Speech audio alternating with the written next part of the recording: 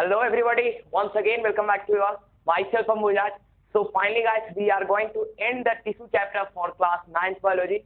So my request to you all, if you had not seen the videos before the part 1, part 2 and part 3 that we discussed, go and visit those videos. I will upload the link of those videos in the description box of this particular video guys. So without wasting our time, today we are going to see about connective tissue and the nervous tissue, the last two tissues that we have to cover in this video. So guys, first of all, we are going to start with connective tissue. So without wasting our time, let's go and start with connective tissue. So guys, by its name only, we can see that connective tissue means that somewhat we get the sense about the connective tissue means that there might be somewhat connection. अरे connection के बारे में negative impact ना लेकर हमें positive impact लेना भाई लोग. तो कनेक्शन का मतलब क्या हो रहा है कि कहीं ना कहीं वो दो चीजों को जोड़ने का काम करेगा.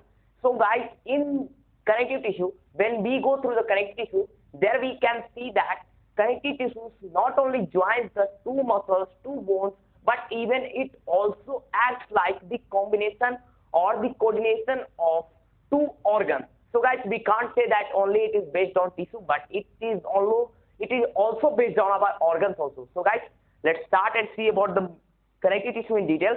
So first thing is that how many or which are the functions involved by connective tissue. As a whole, I will tell you, then we will see the different types of classification of types which are done in connective tissue guys. So first, what are the functions as a whole in connective tissue? Functions. Actually guys, functions only means that they connect muscles, two muscles together, they connect two bones together, they also connect and coordinate two organs together, then they sometimes help in the excretion, sometimes they help in storage, sometimes they help in packaging. These all things we will discuss later, but you have to write one by one as a point wise about their functions which I discussed here. So you can write here first, they connect two bones, second you can write, they connect two organs, then you can write, they connect two organs, then you can write, they connect two tissues, and finally you can write, sometimes it works as a storage tissue, sometimes it works as a packaging tissue. तो ये सब लिखने के बाद चलो अब बात करते हैं इसका डिटेल में कि सबसे पहले इनमें कितने टाइप के सेल्स पाया जाता है. Because whenever we are going to read about tissue, हमें तो पता है कि टिश्यू का नाम आ रहा है तो सेल्स तो छुपा हुआ है, क्योंकि अगर किसी के पिताजी का नाम लेंगे तो बेटा का नाम तो आप अपने आप आ जाएगा. अगर परिवार का नाम लेकर बात करें किसी और के फैमिली का, जैसे सिंह फैमिली की बात करें तो सिंह फैमिली के जितने भी मेंबर है वो सभी आ जाएंगे. अब हम लोग पार्टिकुलरली तो ऊपर जा नहीं रहे, तो बात वही है, टिश्यू के बारे में बात करें तो सेल्स तो आ ही जाएगा. तो now we are going to see the different types of cells which are found in connective tissue. ठीक है, तो वन बाय वन बताऊंगा कि ये सेल्स के बारे में या कौन सा ये सेल्स का क्या फंक्शन होता है. तो चलो स्टार्ट करते हैं सेल्स से. So guys, first cell we can see, इसका नाम है फिब्रोब्लास्ट. एक्चुअली फिब्रोब्लास्ट का मतलब क्या होता है, जब हम लोग डिटेल में जाएंगे कनेक्टिव टिश्यू में, वहां पे there I will tell you about there are 5 classification of connective tissue. तो पांचों के बारे में डिटेल जानेंगे, लेकिन इतना जान लो कि ये जो होता है फिब्रोब्लास्ट, ये समवट प्रोटीन के फॉर्मेशन से रिलेटेड है. कौन सा प्रोटीन, यहाँ पे एक स्पेशल नाम आता है collagen. You have to note out this all terms guys, because these all terms are very very beneficial for us and even for you all. So guys, first we can see they are very essential in the formation of protein collagen. Actually collagen is a yellow or white, comment me, because there are two types of protein. One is collagen and another one which one? Tell me guys, because there we can see that when we will go through areolar tissue, there I will tell you that there are two types of protein fibers are formed. So first one we can see guys, मेरा एक collagen है and second elastin होता है. ठीक है, तो collagen जो होता है वो व्हाइट फाइबर होता है, इसलिए मैंने पहले बताया कि देयर आर सर्टेन फाइबर्स और प्रोटीन, जो बोलना है तुम्हें वो समझो. लेकिन इतना मानो कि ये जो कोलेजन होता है इसका फॉर्मेशन करने के लिए अहम जो रोल निभाता है वो फिब्रोब्लास्ट सेल्स निभाते हैं. So guys we can see कि फिब्रोब्लास्ट सेल कनेक्टिव टिश्यू में पाए ही जाते हैं. चलो सेकेंड सेल के बारे में बात करते हैं जिसका नाम है मास्ट सेल्स. चलो बात करते हैं मास्ट सेल एक्चुअली होता क्या है. एक्चुअली गाइस, जब भी मास्ट सेल के बारे में आपको बात आएगा तो हमेशा याद रखना कि मास्ट सेल का अपना कुछ कैरेक्टरिस्टिक होता है, यानी मास्ट सेल अकेले नहीं रहता है, वहां पर भी वो कुछ टाइप्स ऑफ सब्सटेंसेस को एक्सक्रीट करता है. ठीक है, तो तीन बातें हमें हमेशा याद रखनी है कि पहला कि फिब्रोब्लास्ट क्या करता है, इसका फॉर्मेशन कहाँ होता है, या कहो कि वो किस चीज के फॉर्मेशन में इन्वॉल्वमेंट देता है. Second type we are going to discuss guys about mast cell.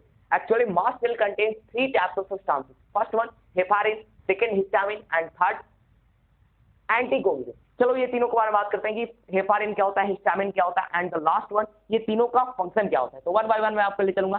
पहला heparin, second histamine and third serotonin. तो पहले बात करते हैं हेपारिन के बारे में। हेपारिन तो आपको एक डाउट में आ रहा होंगे मास्ट सेल एक्चुअली आ गया कहां से। एक्चुअली देखो मास्ट सेल इम्यूनोसाइट का भी वर्क करता है। क्या वर्क करता है, या कहो कि ये जो है ये हमें डिजीज से प्रिवेंट करने का भी वर्क करता है। तो आप सोच रहे हो कि कनेक्टिव टिश्यू में डिजीज का बात कहां से आ गया। अरे आगे मिलेगा ही मिलेगा, ब्लड टिश्यू हमारा फ्लूइड कनेक्टिव टिश्यू होता है, ठीक है।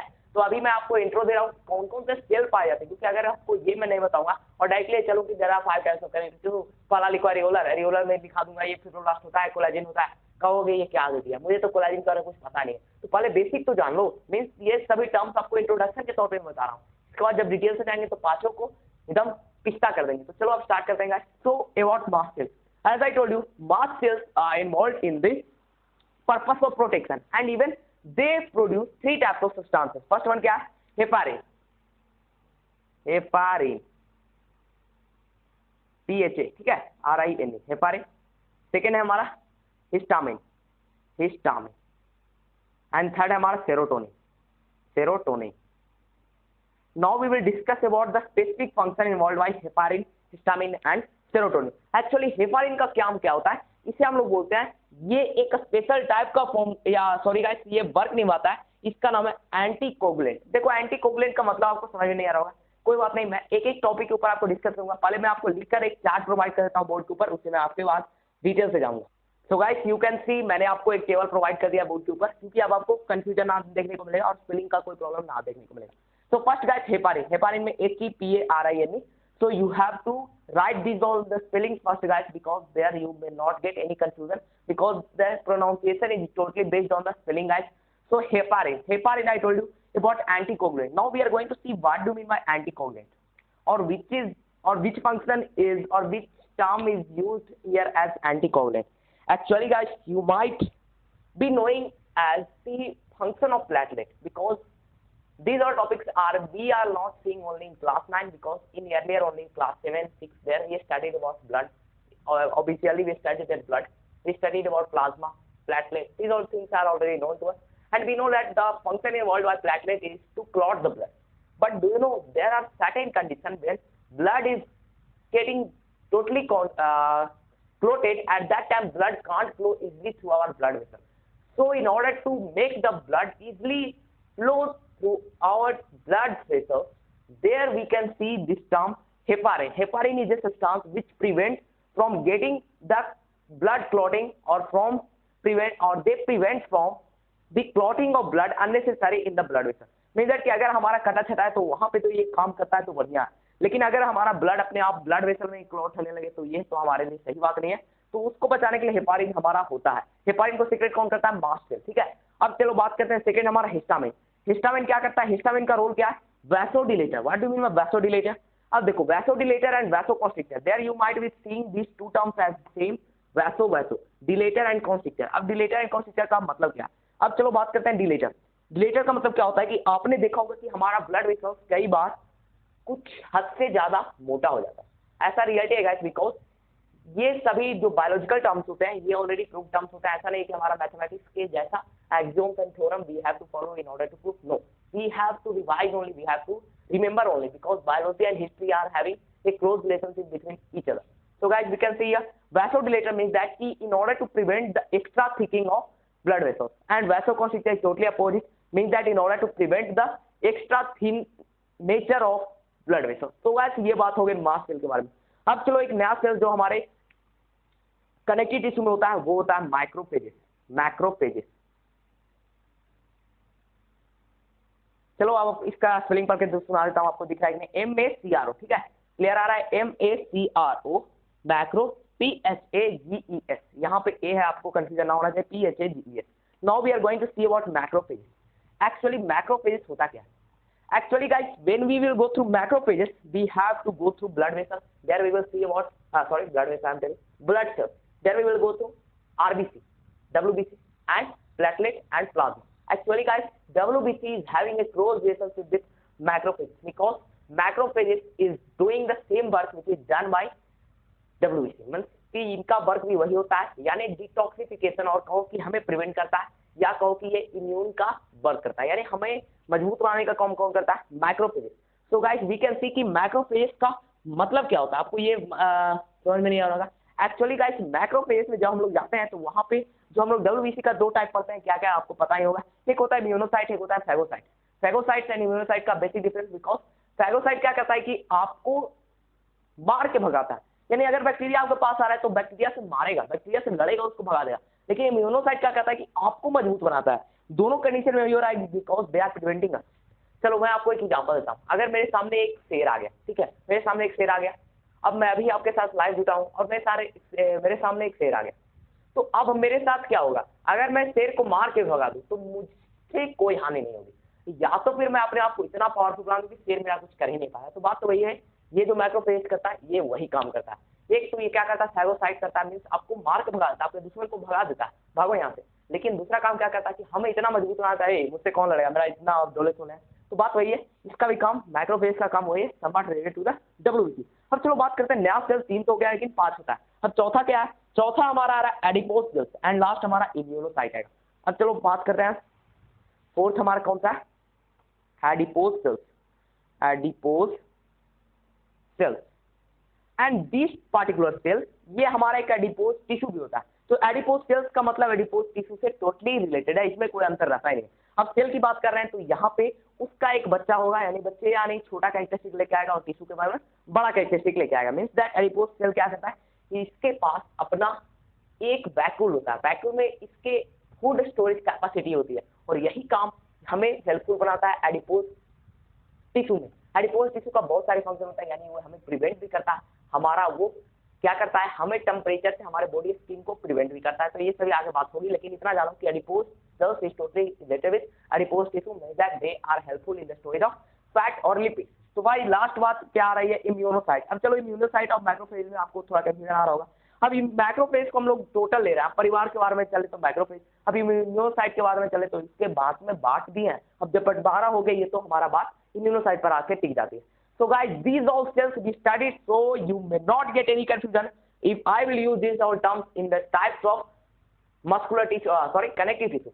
तो अब आपको इसमें कोई डाउट रहना नहीं चाहिए, क्योंकि अब मैं आगे जाके आपको कोलाजन क्या, सेरोटोनिन क्या होता है, ये सभी आपको पूछने की आवश्यकता बची नहीं है, क्योंकि मैंने पहले बता दिया ये सभी होते क्या है।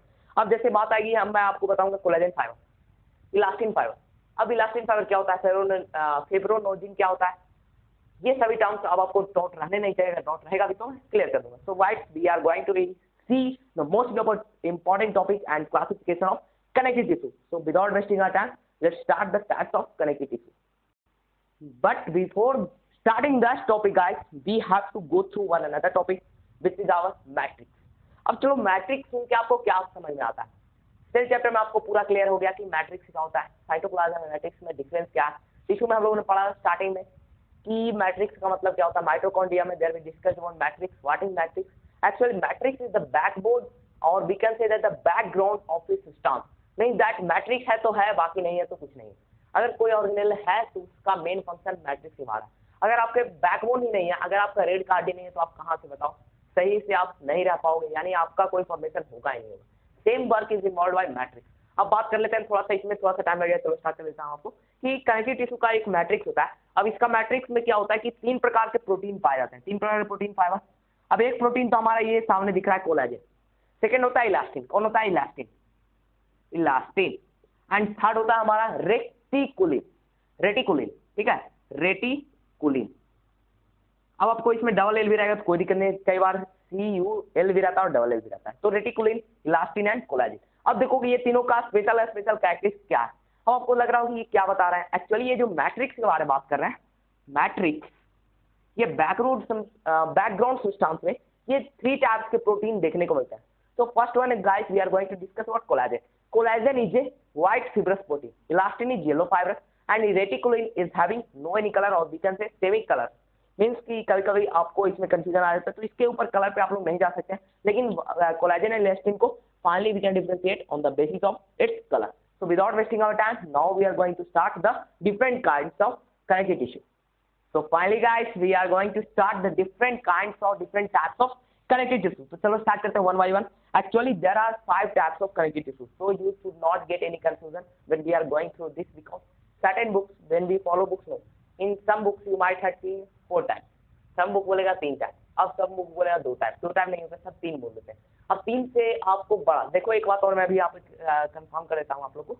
अगर आप एक पेड़ लगाते हैं, ठीक है, पेड़ का अगर ब्रांच हम लोग तोड़ रहे हैं तो थोड़ा हमें कंफ्यूजन आ जाती है, लेकिन अगर अलग अलग पेड़ ही लगा रहे हैं तो वहाँ पे तो कोई कंफ्यूजन आएगा ही नहीं. तो पहले हम लोग डिटेल में यही बात कर देते हैं directly 5 types of connective tissue होते कौन कौन है. तो guys first one is areolar tissue, areolar और लूज कनेक्टिव. एरियोलर और लूज कनेक्टिव. सेकंड हो गया लूज आ गया तो मीन्स हमारा डेंस तो आना जरूरी है, तो डेंस हो गया. अब लूज डेंस की बात हो गई तो थर्ड आया हमारा, पहले आपको बताया मैंने, adipose. Then guys we can see adipose, areolar, dense. Is there anything more? Oh yeah, what is that? Fluid connective. What we are going to say, something is more. It is more skeletal.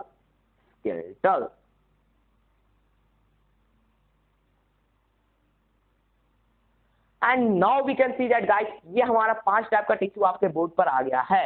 अब आपको doubt आ रहा होगा कि क्या हम लोग को सही से दिख रहा है कि नहीं. अब चलो मैं आपको एक बार और दिखा देता हूँ. देखो एक minute guys, here we can see one spelling mistake. Yeah, now let me read areola, dense, adipose, fluid and skeletal. You have to add here areolar or loose connective tissue, dense or dense connective tissue, no, dense or adipose connective tissue, fluid connective tissue and skeletal connective tissue. One by one we will go through areolar, dense, adipose, fluid and skeletal. Actually guys, I always tell you, whenever you are going through biology, either you are in class 8, you are in 9, you are in 10, but most of the students of class 8 may not follow this term, but in class 9 and 10 you must follow these 3 terms: nature, occurrence, function.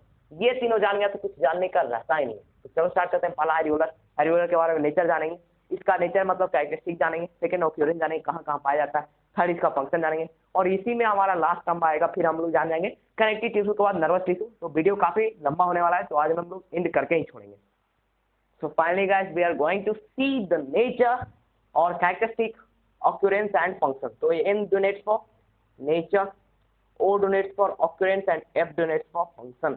तो बिना one फटाफट से अपना time waste किए के बिना हम लोग स्टार्ट करते हैं यहाँ से areolar tissue. Actually guys as I told you, areolar is loose connective tissue. Means that ये लूज होता ही है, और इतना लूज होता है कि कह नहीं सकते. हम लूज के बारे में बात छोड़ो, चलो बात करते हैं यहाँ पर एरियोलर होता क्या. एरियोलर का मतलब ये होता है लूज कनेक्टिव टिश्यू. ठीक है, अब बात हो गई लूज कनेक्टिव टिश्यू. अब इसके नेचर के बारे में जानते हैं. There we can see guys, there are 2 types of proteins which is found in the matrix of this areolar connective tissue. First one, as I told you, collagen, white fibrous. Second one, our elastin. These 2 cells or these 2 protein fibers must be seen in the matrix of areolar connective tissue. But even apart from these 2, we can see their macrophages, we can see their fibroblasts, because fibroblasts help in the formation of collagen. तो फटाफट से अब लिखते जाते हैं. पहला nature इसका क्या क्या है, पहला हम लोग लिखते हैं कंटेंट. आपको मैं ओनली टर्म लिखूंगा, आपको ज्यादा मैं लिखूंगा नहीं. Collagen, then elastin, then we can write here fibroblast is found, then we can write here microphages is found, then we can write here what, then we can write there. Yeah, the main characteristic or the main nature of this areolar tissue is that they help in the connection, or we can directly say that guys, wait karo, wait guys, wait.